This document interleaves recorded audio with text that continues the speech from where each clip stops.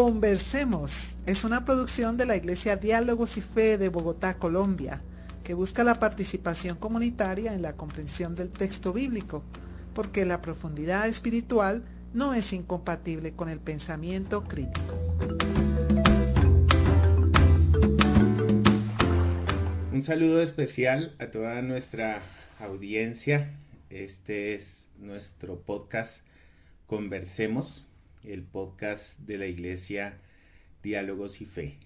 Les habla John Martínez, yo soy el pastor de la iglesia y es un gusto para mí llegar nuevamente, una vez más, con ustedes en razón de ahora una nueva serie o la serie que venimos manejando en el mes de agosto, que es en el principio de todas las cosas. El principio de todas las cosas. En esta oportunidad nos acompaña la persona que les acabo de hablar ahí en la introducción del podcast. Se trata de la voz de nuestro jingle. La voz detrás de. Se trata de Oliva González. Un gusto, Oli, ¿cómo estás? ¿Qué tal? Bueno, Pastor John, pues bien, muy feliz porque pues cada vez he tenido este privilegio de poder acompañar un poco desde la producción los anteriores podcasts y bueno, estar aquí ahora ya como invitada es un gran privilegio porque sé la calidad de los invitados que han estado por acá. No, el privilegio es nuestro, Oli. Es un gusto tenerte con nosotros y pues vale la pena y es muy necesario escuchar también tu experiencia, tu visión. Cuéntanos un poco más acerca de ti, Oli. ¿Quién eres? ¿De dónde vienes? ¿Para dónde vas? Lo primero lo tengo claro y lo otro lo estoy construyendo. Bueno, pues como su merced lo dice, yo soy bogotana y digo su merced. Eh, yo soy Oliva González y ligo mucho mi identidad a mi nombre. Siempre me gusta mucho esa relación porque para mí Oliva tiene ese significado de un trabajo hacia la casa de Dios, hacia el servicio de Dios, hacia el aceite, siempre digo el aceite de la unción y el aceite del servicio en la casa de Dios para que alumbren eh, como instrumentos o otras personas. Entonces me identifico como una mujer que sirve a Dios desde su niñez, que soy maestra y como maestro pues uno tiene mucho esa función, ¿no? De darle a los otros ese combustible para que puedan brillar. Soy periodista y también me encanta esa labor. La considero como un poco una labor profética, ¿no? De poder interpretar los tiempos y tratar de ser fiel a la verdad que Dios quiere transmitir. Y bueno, en mi última etapa, pues estoy acompañando personas que hacen sus libros y quiero siempre en ellos sembrar que se publiquen libros que lleven un mensaje que ayude a esta humanidad en esa transformación. Y bueno, ligado con el tema de hoy, también tengo un profundo compromiso con el servicio a los demás. Es lo que me une a Diálogos y Fe, de ese trabajo como con las comunidades, con los que sufren, con los que de alguna manera no se ha podido replicar su voz. Entonces, creo que ese es también desde mi formación teológica. Soy teóloga ministerial y estoy avanzando en una maestría en teología con énfasis en administración educativa. Muy bien, Oli, muchas gracias. Todos estos elementos van a estar en juego en esta conversación, eh, especialmente porque hace algún tiempo, para también, digamos, en el marco de tu vocación, digamos, la fundación que manejas también, y una posibilidad también en contexto de enseñanza, de tutorías, de un trabajo, ¿no? Todo vinculado. Pudiste realizar una visita a una vereda al sur de Bolívar hace algunos años atrás, y era una situación del lugar y de los habitantes del lugar pues bastante complicada. Fuiste con dos personas, recuerdo, tres personas de la iglesia, fuiste con Adriana Gutiérrez, fuiste con Catherine Bolívar, fuiste con Estela Colmenares y con Edison, también recuerdo Edison Delgado. Eh, y, y bueno, digamos, empezando por el recuerdo de este tiempo, ¿no? De esta visita, ese lugar ahora tuvo como una repercusión nacional porque hace pocos días el mismo presidente de la República entregó tierras en esa hacienda Las Pavas. La problemática de ese lugar pues radica, apunta al tema de la posesión de tierras, del manejo de las tierras, de los cultivos, una zona campesina, usurpación de tierras, expropiación privada, digámoslo de esa manera, y unos campesinos que luchan por subsistir y por vivir. Y la trascendentalidad de esto, pues es muy especial porque son algunos de ellos, algunos de estos campesinos que resistieron y lucharon en base a la fe cristiana, ¿no? Ahí esa fe se ubicó de múltiples formas, o sea, trabajar, casi que recuerdo también un texto de la Biblia cuando hablaba que con una mano el asadón y con el otra La espada. viendo que no los fueran a matar, o sea, defendiéndose y a la vez tratando de subsistir, una situación bastante fuerte. Y de esto también hiciste un trabajo académico, por eso decía que Ujú. todo estaba Ligado. correlacionado. Así que bueno, pues mirando esta linda experiencia, esta riqueza personal también al haber visitado el lugar, al haberte comprometido, me consta, fui testigo, haberte comprometido tan de corazón, tan de las entrañas, que incluso hoy mismo también sigues trabajando con ellos.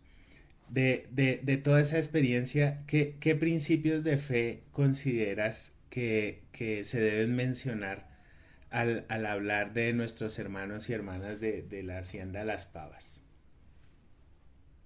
Bueno, pues creo que el trabajo que usted menciona, que es un trabajo como para una monografía, quiso mostrar algo que no estaba tangible, porque fue la misma pregunta que yo me hice, ¿no? Porque una de las cosas que me llamó la atención, yo como periodista venía acompañando varios procesos de diferentes comunidades en cuanto a su lucha por la posesión de la tierra, pues debería ser de manejo de general el saber que en Colombia uno de los grandes problemas del conflicto social y armado ha sido la posesión de la tierra.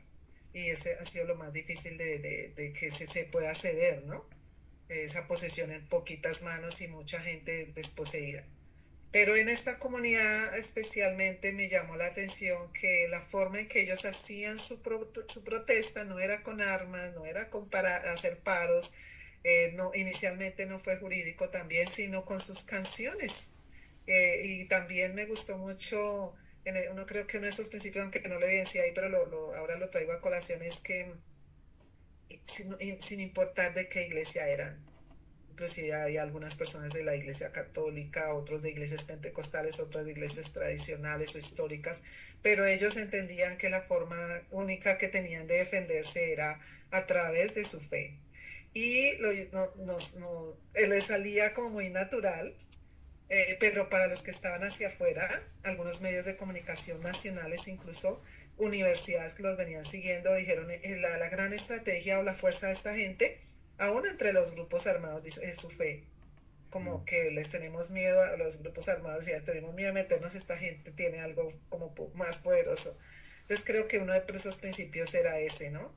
Y luego pues también comprender qué tan importante es para una persona tener la tierra y es donde me enfaticé en ver desde el origen, ¿no? En Génesis que nos cuenta Dios cómo pensó el mundo y cómo nos pensó a nosotros, cómo toma de la tierra, forma al ser humano y esa unión es tan pegada que siempre está ahí. y las bendiciones y maldiciones que vienen en mucho parte del texto bíblico a la historia de Israel, que es como ese modelo que el Señor quería mostrar.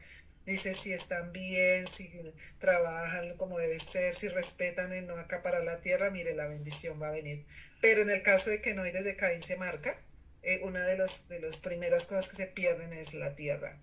Ujú. Entonces creo que ellos no lo tienen escrito hasta donde yo sé, pero lo viven, como que este es mi derecho. No tengo una escritura sobre esto, no la tenía. Y me acuerdo que en una visita de Sí. unos hermanos de los Estados Unidos, cuando el traductor quiso explicar eso, es que ellos viven acá, pero no tienen unas escrituras.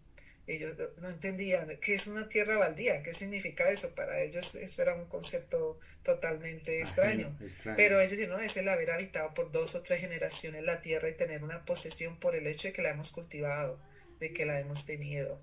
Y también creo que otro principio que me pareció muy lindo de ellos es como que es bíblico también, que la tierra es para producir el alimento. Qué Y lindo. entonces ellos pues empiezan a ver cómo la palma que en ese momento empezó a ser sembrada secaba todos sus alrededores y les quitaba la posibilidad de la pesca y inclusive del trabajo de mano porque pues este tipo de cultivo no necesitaba tantas personas. Mm. Y entonces no hay y se quita la tierra para sembrar la yuca, el plátano, lo que es comida. Y entonces ellos también eso lo empezaron a llevar en sus discursos, de que la comida, la tierra es para la comida y es la forma en que Dios la proyectó. Sí, qué lindo, ¿no? Ese respeto por la tierra.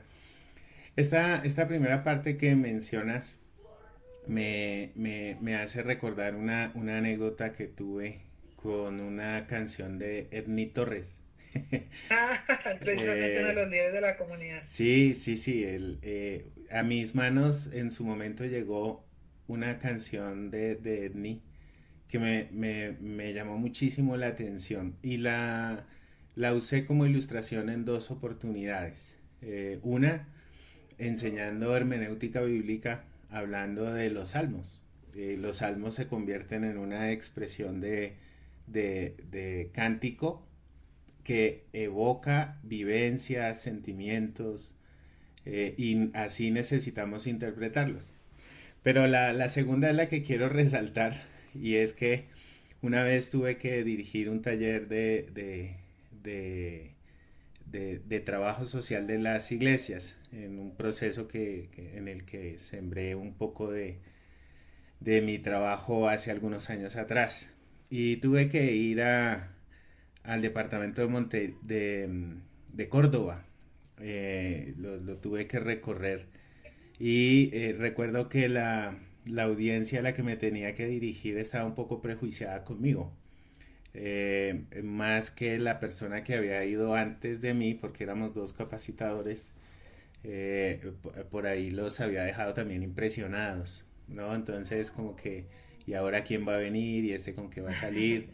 Y bueno, algunas referencias también preliminares que ellos tenían. Yo no era consciente digamos como de la barrera o el prejuicio y tomé la canción como parte de mi estructura, de lo que yo preparaba para poder hablar de algunas cosas. Pero te cuento que tan pronto pasé la canción, digamos en el contexto de lo que yo armé, se pegaron una desarmada impresionante y pudimos hablar, o sea, el lenguaje y por decirlo de alguna manera, ¿no? La teología que está expresada en esa canción. Y no estamos hablando que los superconceptos, no. O sea, la canción, por ejemplo, la letra habla de cómo los muertos bajaban por el río, de cómo les tocaba trabajar la tierra duramente, que cómo les tocó resistir, cómo les tocó entregar también algunos hermanos de la comunidad. Me parece muy, muy importante esta primera parte que mencionas. Y, Sí, sí, muy bonito. una vez Sí, tuvimos al hermano Efraín en la iglesia, ¿sí recuerdas? sí, otro de los líderes grandes de esta comunidad. Los juglares. Perdóname, me ibas a decir algo y te interrumpí. No, eso precisamente que es otra de esas herramientas que han sido muy poderosas en ellos. Bueno, nosotros sabemos que la gente de la costa atlántica tiene esa belleza, ¿no? De sus historias, volverlas música o volverlas literatura. Y ellos, eso para ellos ha sido muy importante, sobre todo los adultos, ¿no? Hay tres o cuatro personas que inclusive fueron llevados a Bélgica, si no estoy mal, a Europa, a participar en como una de esas muestras de cómo se hace resistencia a través de la música. Entonces no son pues las super notas musicales bien construidas, sino el hecho de todo, cómo logran articular toda su historia en esas letras, en esas canciones, y cómo se repiten, ¿no? También recuerdo a Don Orlando. Don Orlando es alguien que en su canción nos dice todo el dolor que significó para él haber dejado su tierra, sus hijos.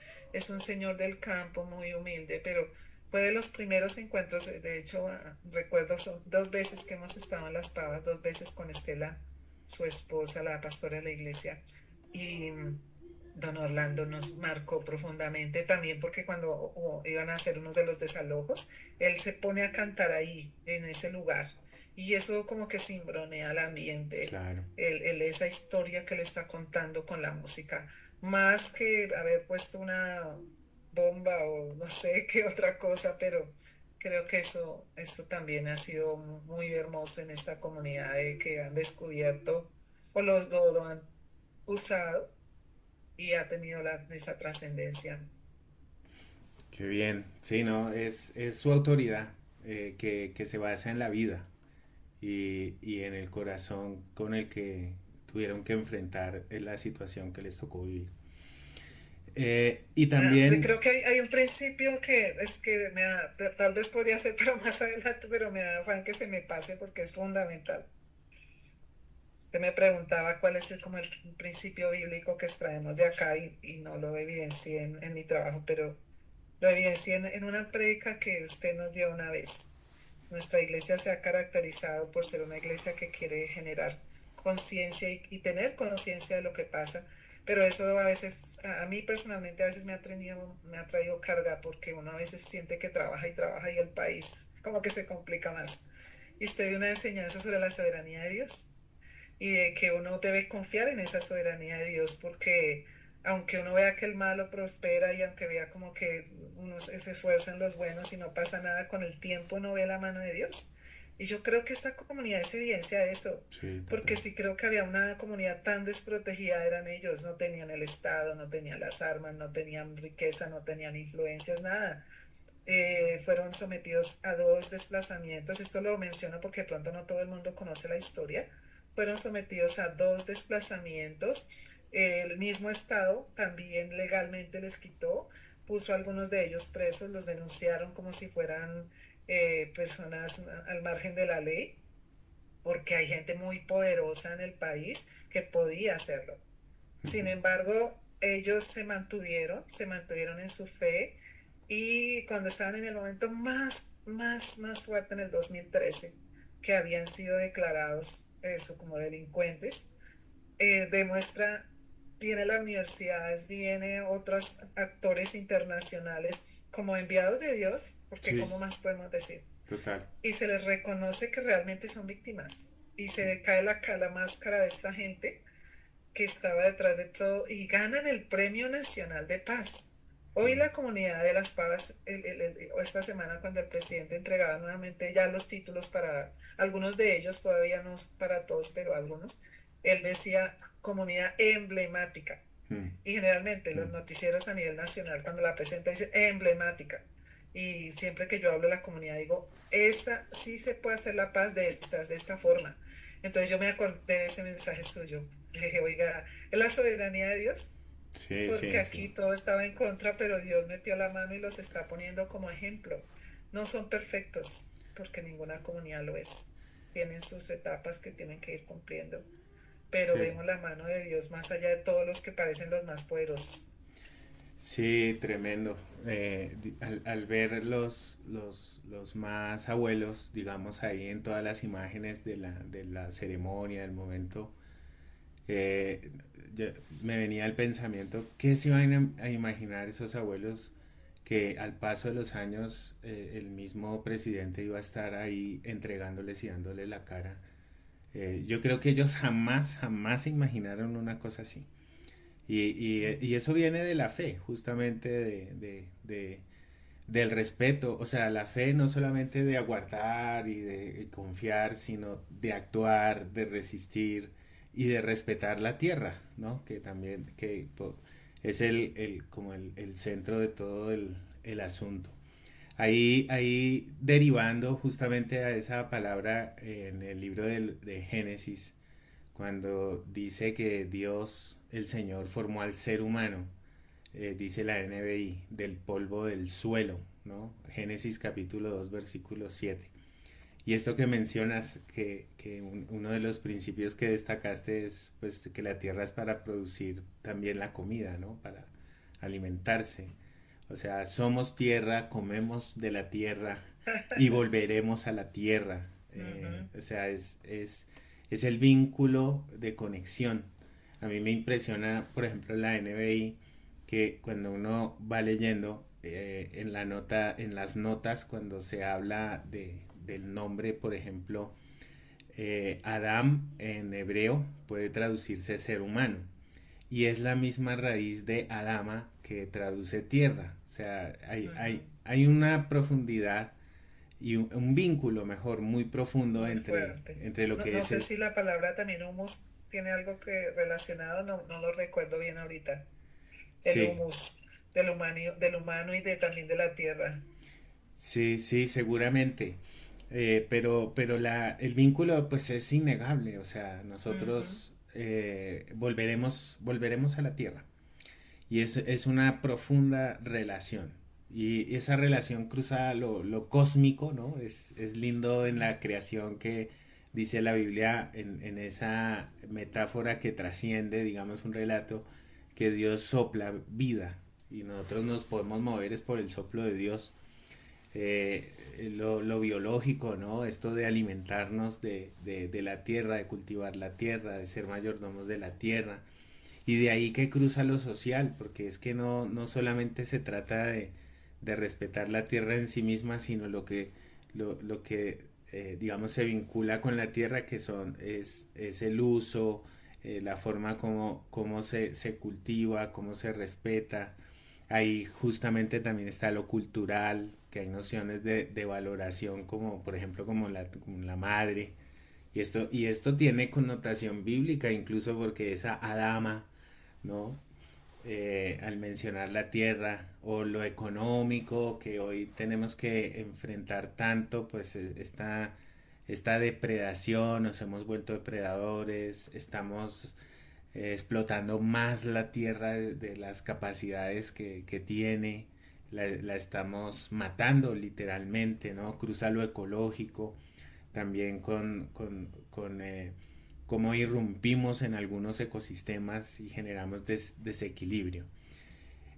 Me parece que todo este vínculo tan profundo es un llamado de alerta al que nos conduce justamente al principio de todo. O sea, no podemos olvidar que somos parte de la tierra, porque ahí con nuestra muerte vamos a volver. El fundamento de una conexión con la tierra que hace que nos duelan todos estos desequilibrios desde lo cotidiano, o sea, cuando a través de nuestros hábitos, nuestras preferencias de comida, el uso de la ropa, que también es un contaminante, ¿verdad? O el transporte, la mayordomía, incluso la tecnología. El problema que tenían ¿cómo se dice? Los paveros, los pavenses. Sí, Eh, paveros les dicen, creo. los paveros tiene que ver con el cultivo de palma africana, ¿no? Que era que lo Ujú. querían imponer. Y con esto se usa tantas cosas que nosotros, digamos, con el uso, no somos conscientes de dónde vienen esas cosas que usamos, ¿no? En lo Sí, cotidiano. consumimos. Y fíjate, digamos, la trascendentalidad de lo cotidiano, porque de eso, digamos, de la forma como usamos nuestras cosas, estamos afectando a otros. a veces a kilómetros de distancia que no sabemos, pero eso también hace parte y no es cliché que somos responsables también por esa persecución y esa depredación a no solamente a la naturaleza, sino a comunidades campesinas. Ujú. Sí, sí, así es. Eso es la conciencia, ¿no? De la que se ha hablado y que uno, pues de pronto la menciona y habla de la mayordomía y desde las comunidades de fe hablamos tanto de Dios como nos entregó el planeta para que lo podamos administrar bien, pero nuestras prácticas diarias y en este tipo de prácticas que son estructurales de una nación no lo hacemos consciente. Y creo que también bueno, nuestra iglesia ha tenido un poco esa situación que aún otras comunidades de fe nos ven como extraños por eso, porque ustedes se meten en ese tema así, eso como que no es un tema de iglesia, eso es un tema ya de la política o de las regiones, ¿sí? Recuerdo otra comunidad que también es muy bonita, que es la comunidad del Garzal, también basado toda su defensa en la fe, y allá está el pastor Salvador, Sí, sí. digo que es un nombre profético. Y Tuve el privilegio de conocerlo cuando el personalmente. pastor Salvador nos contaba que ellos fueron amenazados para que abandonaran su tierra, él decidió quedarse. Mm. Pero muchas de sus o muchas comunidades aún cristianas dijeron que no era su deber quedarse, sino salir y que ya Dios tendría misericordia de esas personas.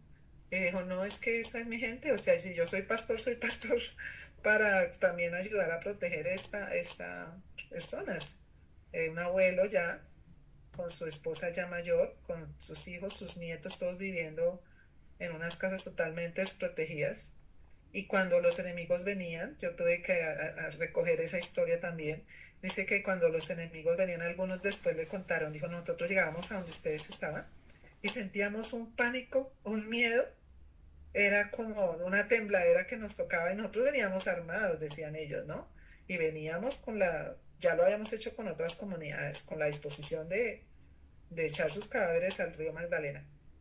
Pero la protección de Dios ahí se hizo evidente porque en el caso de ellos cultivan el cacao y es un cacao tan bueno que lo compra Suiza, que se ha vuelto emblemático también, que ha permitido que ellos generen su unidad comunitaria. Creo que también esa es una clave tan bonita.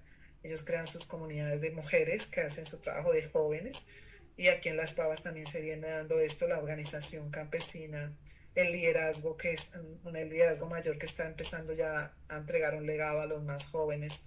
Entonces creo que sí, esos principios tan valiosos de comprender que nosotros que estamos lejos y que decimos ser cristianos debemos entender, comprender y ver cómo podemos apoyar algo que nos está beneficiando a todos, porque al fin y al cabo, si se está cuidando un país, una nación, un territorio, nosotros vamos a tener también que comer. No debería ser lo que nos animara porque suena muy egoísta, Sí, claro, claro. pero en todo caso hay que pensarlo. Gracias a ellos que cultivan, gracias a ellos que a veces ni siquiera sus hijos pueden estudiar debidamente porque no hay dónde hacerlo. Creo que ese tema también, este punto también quiero mencionarlo.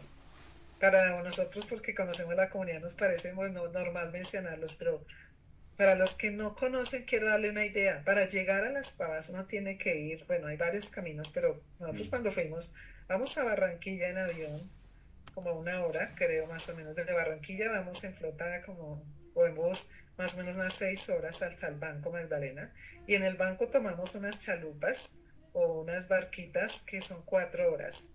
Y cuando uno llega ya al territorio, ahí está como un asentamiento como más urbano, un poquito más urbano. Pero si uno quiere ir realmente a la Hacienda de las Pavas, son 2 o 3 horas a pie. Y entre una y otra finca o espacio, porque hasta ahora están empezando otra vez a demarcar los territorios, son media hora, una hora. ¿Sí? Ellos no tienen alcantarillado, ni luz, nada de eso, nada, nada. En la noche esto queda totalmente unas tinieblas que casi uno las palpa. El agua, muchos de nosotros nos tocó bañarnos con botellitas de agua porque uno no está acostumbrado y el agua le llena de ampollas el cuerpo. Mm. Nos tocó llevar agua porque lo mismo, algunos de nuestros chicos se enfermaron por el consumo del agua. porque no es agua potable. Sí, los baños son letrinas. O sea, es una comunidad, en el caso del Garzal, 1 hora de luz, y aunque tienen el río Magdalena ahí que baja, pero es un agua que no es Total. consumible. Entonces son comunidades con unas necesidades y con unas situaciones y una valentía que uno no alcanza a dimensionar. En el caso del Garzal, recuerdo que ellos cultivaban plátano inicialmente y les pagaban por una carga o algo así, por decir 150.000 pesos. Y eso duraban 6 meses cultivando, esperando, no sé cuánto, pero mucho. Mientras que vienen los grupos armados y les ofrecen la coca, que es rápido, va a tener una producción, se la recogen ahí, se la pagan bien cara, pero ellos decidieron que no iban a cultivar la coca. Mm. Y vienen los grupos armados para querer reclutarlos de un lado y otro. Y dijeron, no, este es un territorio donde nosotros no vamos a ir a ninguno de los dos lados. Y ganaron un respeto por eso. Y el Estado, mire lo curioso acá también, el Estado cuando ya da la oportunidad, dice, a ustedes no les tomamos la oportunidad porque como ustedes no fueron cultivadores de coca, los programas que tenemos es para que los que están ahí Mm. en un cultivo de coca se cambien de cultivos, pero ustedes no, entonces no le podemos dar nada. Otra Tremendo. vez, ¿no? Otra Mm. vez quedamos a manos de Dios. Y Dios les trae unas maticas de cacao que no fueron cultivadas en ningún otro lado, que no dieron retoño. Y en el Garzal dan, Mm. yo las conocí, las vi, y ese cacao es extraordinario y se vuelve un producto que les da una economía de subsistencia para ellos. Entonces, no sé, me emociona tanto hablar de estos Sí, por temas porque veo la supuesto. mano de Dios ahí. Yo creo que los oyentes en este momento pueden numerar tantas cosas de las que podemos aprender de la fe de los hermanos y hermanas campesinos. Bueno, Oli, el tiempo se va volando. Ay, sí, cuando uno habla de lo que le apasiona. Muchísimas gracias por acompañarnos, gracias por ofrecer pues tu corazón también en razón del contacto y las visitas a estos territorios y bueno, esperamos que esta conversación también pueda guiar la espiritualidad de muchas personas. Muchas gracias, Oli. Muchas No, bendiciones. a ustedes, a la Iglesia Diálogos, por propiciar estos temas, por apoyar cuando nosotros hemos ido y han donado generosamente, donaron computadores para los jóvenes, que es los que hemos querido acompañar. Y bueno, y hicieron un despliegue de todo lo que fue la primera y segunda visita. Y bueno, pues esto es mi llamado, es que esto aquí no termina, estos son procesos muy largos. La palabra incidencia habla de eso, ¿no? De que es un proceso largo y ellos han tenido muchas batallas y de repente otra vez viene otro embate Mm. porque son fuerzas muy poderosas. Entonces ahí seguimos y entre más nos vinculemos a esta causa, pues vamos a lograr un buen resultado, Bien, como el que tuvimos ahora. la fe como resistencia. Vamos a dejar esa pregunta para reflexión. Es cuál es el principio de todo desde la Biblia y desde lo que aprendemos de la fe de los campesinos. Bueno, muchas bendiciones a todos y todas. Gracias. Chao, chao.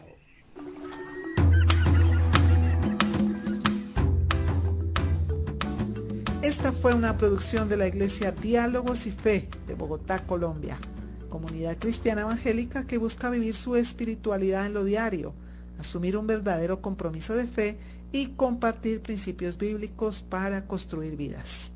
Dios quiere escucharte y nosotros también. Síguenos en nuestras redes sociales.